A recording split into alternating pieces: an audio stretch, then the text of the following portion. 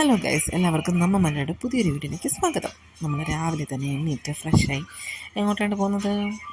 നിങ്ങൾ മുന്നേ ഷോർട്സിൽ കണ്ട പോലെ നമ്മൾ ഒരു 1 ഡേ ബ്രേക്കൊക്കെ എടുത്ത്, ഓഫീസിൽ നിന്ന് 1 ഡേ ബ്രേക്കൊക്കെ എടുത്ത് നമ്മളെല്ലാവരും കൂടി വണ്ടർല അമ്യൂസ്മെൻറ്റ് പാർക്കിൽ പോവാണ്. ബ്രേക്ക് എടുത്തപ്പോൾ എല്ലാവരും ഇല്ലായിരുന്നു, 2 പേര് ലീവിലായിരുന്നു. നമ്മൾ ബാക്കിയുള്ള എല്ലാവരും കൂടി പോവാണ്. നമ്മൾ പോകുന്ന വഴിക്ക് കടയിൽ കയറിയിട്ട് അവിടെ ഒരു ഡ്രസ്സിങ്ങിൻ്റെ ഓരോ പാറ്റേണും കാര്യങ്ങളൊക്കെ ഉണ്ടല്ലോ, അതായത് നൈലോൺ ഡ്രസ്സുകൾ മാത്രമേ യൂസ് ചെയ്യാൻ പറ്റുള്ളൂ. അതുകൊണ്ടിട്ട് നമ്മൾ ഷോർട്ട്സും ടീഷർട്ട്സും ഒക്കെ മേടിക്കാനായിട്ട് പോകുന്ന വഴിക്ക് കാക്കനാട് വാഴക്കാല ഒരു ഷോപ്പിൽ കയറിയിട്ട് എനിക്കും അക്ഷയ ചേട്ടനും എബിനും ഡ്രസ്സൊക്കെ വാങ്ങിച്ചു. മീൻസ് ഷോർട്ട്സ് മാത്രമേ വാങ്ങിച്ചുള്ളൂ. ടീഷർട്ട് എൻ്റെ തന്നെ മറ്റവർക്കും കൂടെ ഞാൻ ഷെയർ ചെയ്തു. അത്യാവശ്യം നല്ല വെയിലുണ്ടായിരുന്നു. അത് കണ്ടപ്പോൾ തന്നെ പകുതി മുക്കാൽ സന്തോഷമായി. കാരണം മഴ പെയ്തിട്ട് വേസ്റ്റായി പോകുമെന്നൊരു സങ്കടമുണ്ടായിരുന്നു, അതില്ലായിരുന്നു. ഞങ്ങളങ്ങനെ ഏകദേശം ഒരു 11 മണിയോട് കൂടി അല്ലെങ്കിൽ അടുക്കാറായെന്ന് തോന്നുന്നു. അപ്പോഴത്തേക്കും വണ്ടർല എത്തി. ഇതാണ് അന്നമ്മയും എബിനും ജിൻഡുവും. ഇതെൻ്റെ ഫ്രണ്ട്സാണ്. ജിൻഡു എൻ്റെ ബെസ്റ്റ് ഫ്രണ്ടാണ്. അവളുടെ കുട്ടിയാണ് അന്നമ്മ. ഞങ്ങൾ അന്നമ്മയെന്നാണ് കുഞ്ഞാനെ വിളിക്കുന്നത്. ശരിക്കുള്ള പേരതല്ല, കുഞ്ഞ് ഞങ്ങൾ അങ്ങനെയാണ് വിളിക്കുന്നത്. അപ്പം ഈ വണ്ടർലയിൽ ഈ വഴി എനിക്ക് ഭയങ്കര ഇഷ്ടമാണ് കേട്ടോ. നമ്മളങ്ങനെ വണ്ടിയൊക്കെ കൊണ്ട് പാർക്ക് ചെയ്തിട്ട് വരാം കേട്ടോ.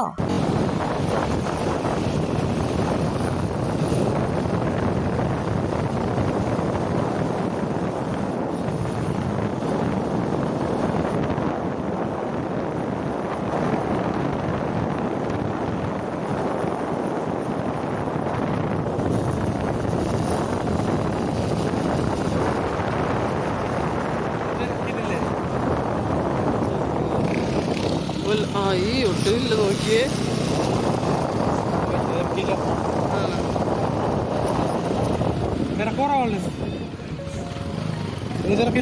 മനസ്സിലായോ?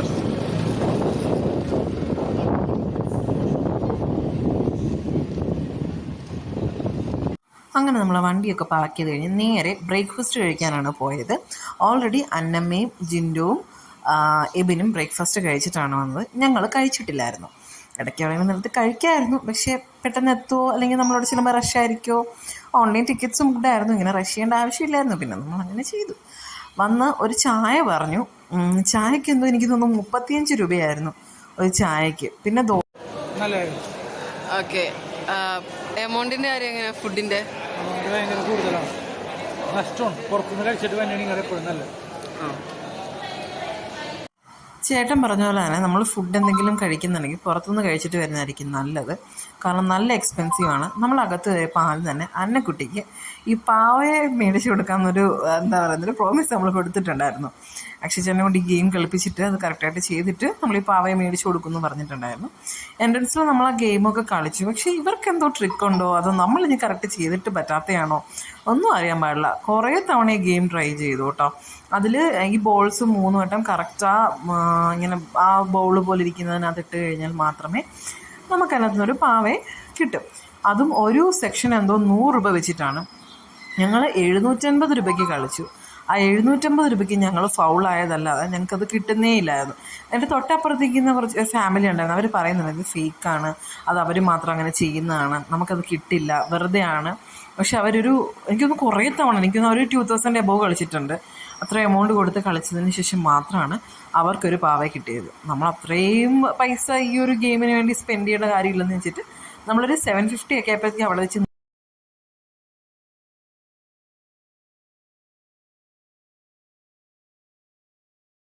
പിന്നെ നമ്മൾ നേരെ പോയത് ഫസ്റ്റ് റൈഡിൽ കയറാനായിട്ടായിരുന്നു. ഞാൻ ഫോൺ എന്തായാലും കയ്യിലെടുത്തിട്ടുണ്ടായിരുന്നു. എനിക്ക് അത്യാവശ്യം എല്ലാം ഷൂട്ട് ചെയ്യുന്നതിൻ്റെ ഉള്ളിട്ട് ഞാൻ ഫോൺ കയ്യിലെടുത്തു. ഞങ്ങൾ ഫസ്റ്റ് തന്നെ പോയത് മറ്റേ എന്തോ ഒരു റൈഡിൻ്റെ പേര് എനിക്കറിയില്ല, അത് നിങ്ങളെ ഞാൻ കാണിച്ചു തരാം. എല്ലാവരും ഹായ് ഒക്കെ പറയാനാണ് കേട്ടോ വീഡിയോയിൽ. എനിക്ക് പിന്നെ വാട്ടർ പ്രൂഫിൻ്റെ ഒരു ബാഗ് വെളിയിലുണ്ടായിരുന്നു, അത് ഞാൻ മേടിച്ചു. 200 റുപ്പീസ് ഇങ്ങനെ കഴുത്തേക്കൂടെ തൂക്കിയിടാൻ പറ്റുന്ന ടൈപ്പ്. നമ്മൾ ആദ്യം പോയി റൈഡ് ചെയ്തായിരുന്നു. നമ്മൾ റൈഡിൽ കയറി. ഞങ്ങൾ ഇത്രയും പേരോട് ഇങ്ങനെ ഇരിക്കണതാണ്. പിന്നെ പുറകിൽ നിന്ന് അവർ രണ്ടും പറയണതാണ് ഫോൺ ഇങ്ങനെ എടുത്ത് വെക്കേണ്ട, ഫോൺ വയ്ക്കുന്ന ശോകമായിരിക്കും, അതുകൊണ്ടിട്ട് ഫോൺ മാറ്റി വയ്ക്കാൻ പറഞ്ഞായിരുന്നു. അത്യാവശ്യം നല്ല രീതിയിൽ നമ്മൾ എൻജോയ് ചെയ്ത് ഈ റൈഡ്.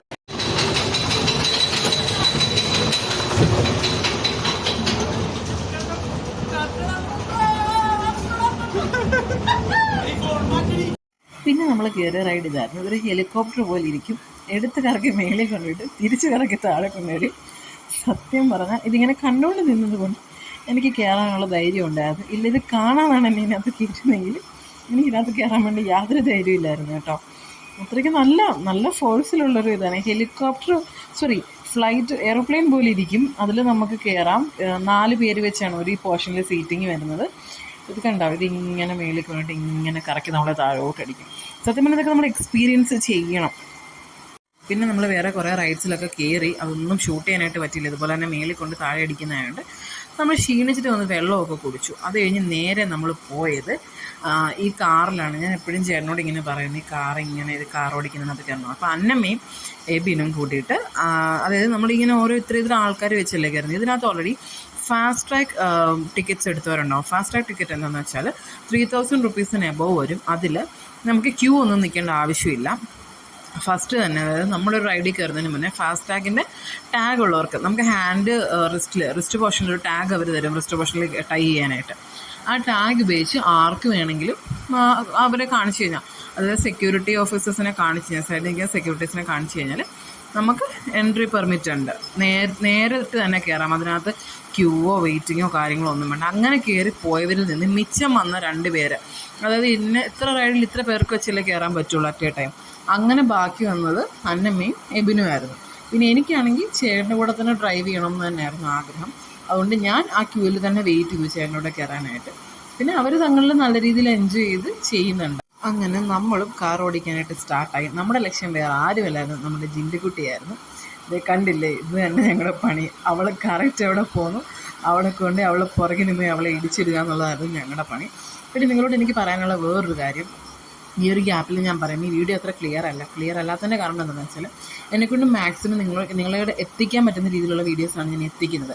ഈ വണ്ടറിൽ പോകുന്ന വീഡിയോസ് നിങ്ങളെ കാണിക്കണമെന്ന് ആഗ്രഹമുള്ളതുകൊണ്ടും നിങ്ങളുടെ അടുത്ത് എങ്ങനെയെങ്കിലും എത്തിക്കണമെന്നുള്ളതുകൊണ്ടും എന്നെക്കൊണ്ട് പറ്റുന്ന രീതിയിൽ മാക്സിമം ഞാനത് കവർ ചെയ്തെടുത്തിട്ടുണ്ട്. പിന്നെ നമ്മൾ നേരെ പോയി ലഞ്ച് കഴിക്കാനായിട്ടാണ്. അത്യാവശ്യം നല്ല എക്സ്പെൻസീവ് ആയിരുന്നു. ഒരു ബിരിയാണിക്ക് മാത്രം അവർ ചാർജ് ചെയ്ത് 390 റുപ്പീസും ഒരു ചട്ടിച്ചോറിന് ചാർജ് ചെയ്ത് 390 റുപ്പീസുമായിരുന്നു. ഞങ്ങളതേ മേടിച്ചുള്ളൂ.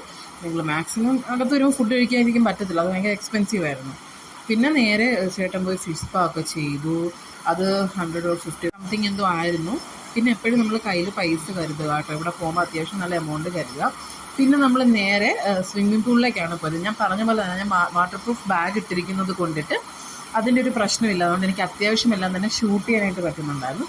അപ്പോൾ നമ്മൾ നേരെ വെള്ളത്തിലേക്ക് ഇറങ്ങിയാണ്. ഞാൻ താഴെ തെന്നി വീഴുന്നൊരു പേടിയുണ്ടായിരുന്നു. പിന്നെ അതുപോലെ എനിക്ക് വീസിങ് ഉള്ള ആളാണ്, നല്ല രീതിയിൽ ശ്വാസമുട്ടലുള്ള ആളാണ്. അപ്പോൾ എനിക്ക് നല്ല പേടിയുണ്ടായിരുന്നു. പിന്നെ നബിയുടെ കൈ പിടിച്ചിട്ട് ഞാൻ നേരെ അവിടോട്ട് പോവുകയാണ്. പിന്നെ അതുമല്ല, അക്ഷിച്ചൻ എന്നെ ടാർഗറ്റ് വെച്ചിട്ടുണ്ടായിരുന്നു. എന്നെ വെള്ളത്തിൽ മുക്കുന്ന ടാർഗറ്റ് ഞാനായിരുന്നു. അക്ഷിച്ചന് കണ്ടോ, അന്നമ്മ അക്ഷിച്ചനോട് ഭയങ്കര കളിയാണ് വെള്ളത്തിൽ. അന്നമ്മ കരഞ്ഞു അവസാനം. അന്നമ്മയ്ക്ക് പേടിയാണ് വെള്ളത്തിൽ അക്ഷിച്ചൻ ഇങ്ങനെ എടുത്തിടുന്നുണ്ട്, അവിടെ പേടിയാണ്. പക്ഷെ കുറച്ച് കഴിഞ്ഞപ്പോൾ അന്നമ്മയുടെ പേടിയൊക്കെ മാറി അന്നമ്മ നന്നായിട്ട് അക്ഷിച്ചനോട് എൻജോയ് ചെയ്യാനായിട്ട് തുടങ്ങി കേട്ടോ. പക്ഷേ ഇതിനകത്ത് ഏറ്റവും പേടി വളർത്ത് വേറെ ആർക്കും അല്ലായിരുന്നു, എനിക്ക് തന്നെയായിരുന്നു. എനിക്ക് തോന്നുന്നു മണിക്കൂറുകളോളം ഞങ്ങൾ വെള്ളത്തിൽ കിടന്നു. അത്രയും മണിക്കൂർ അക്ഷിച്ചേട്ടൻ മാക്സിമം എന്നെ വെള്ളത്തിൽ കമത്താൻ നോക്കി, അല്ലെങ്കിൽ എന്നെ വെള്ളത്തിൽ മുക്കാൻ നോക്കി. ഞാൻ മുങ്ങിയില്ല. അങ്ങനെ എല്ലാവരും ഫോഴ്സ് ചെയ്ത് എന്നെ മുക്കാൻ നോക്കിയിട്ട് ഞാൻ മുങ്ങിയില്ല. ഞാൻ സ്വന്തമായിട്ട് ഞാനിങ്ങനെ മുങ്ങാൻ തുടങ്ങി. ഞാനിങ്ങനെ മുങ്ങി വരാൻ തുടങ്ങി. അതാണ് ഞാൻ ചെയ്തത്. പിന്നെ നമ്മൾ ഏറ്റവും അറ്റത്തിങ്ങനെ, പിന്നെ അക്ഷിച്ചേട്ടൻ എങ്ങനെ മുങ്ങുന്നതെന്നൊക്കെ ഇങ്ങനെ കാണിച്ചു തന്നിട്ട് അടിയിൽ കൂടെ നീ വീഡിയോ എടുക്കുക, ഞാൻ നീന്താം അങ്ങനെയൊക്കെ പറയാനാണ്. എന്നെക്കൊണ്ട് പറ്റുന്ന മാക്സിമം രീതിയിൽ ഞാൻ വീഡിയോസ് എടുത്തിട്ടുണ്ട്. കാരണം എല്ലാം ഒന്നും നമ്മളെ കൊണ്ട് കവർ ചെയ്ത് കിട്ടാൻ പാടായിരുന്നു. അങ്ങനെ സപ്പോർട്ടിനായിട്ട് ഞാൻ അറ്റത്തുള്ള ഈ യെല്ലോ കളർ ആ ഒരു പോർഷൻ നിങ്ങൾക്ക് കാണാൻ പറ്റുമായിരിക്കും. പിന്നെ ഞാൻ ആ സ്റ്റീലിൻ്റെ കമ്പിയുള്ളൂ, അവിടെ നിന്ന് കൈ എടുത്തിട്ടില്ല. കാരണം അക്ഷിച്ചേട്ടന് ഇങ്ങനെ മുങ്ങാങ്കുഴി എല്ലാവർക്കും അറിയാമല്ലോ അല്ലേ ആ സംഭവം. അതിങ്ങനെ വെള്ളത്തിനടിയിൽ കൂടി ഇട്ടിട്ട് എൻ്റെ കാലെ പിടിച്ച് ഇങ്ങനെ വലിക്കുന്നതാണ്. ഞാൻ കണ്ട അക്ഷിച്ചേട്ടൻ വരെ ഞാൻ ടൈറ്റായിട്ട് ആ കമ്പിയിൽ ഇങ്ങനെ പിടിച്ചേക്കണതാണ്. കാരണം അക്ഷിച്ചേട്ടൻ രണ്ട് കൺഫേമായിട്ടും പറഞ്ഞു, നിന്നെ ഞാൻ മുക്കും എന്ന് പറഞ്ഞത് കൊണ്ട് എനിക്ക് പേടിച്ചിട്ട് ഞാനത് അവിടെ തന്നെ ഇങ്ങനെ പിടിച്ച് നിൽക്കുന്നതാണ്.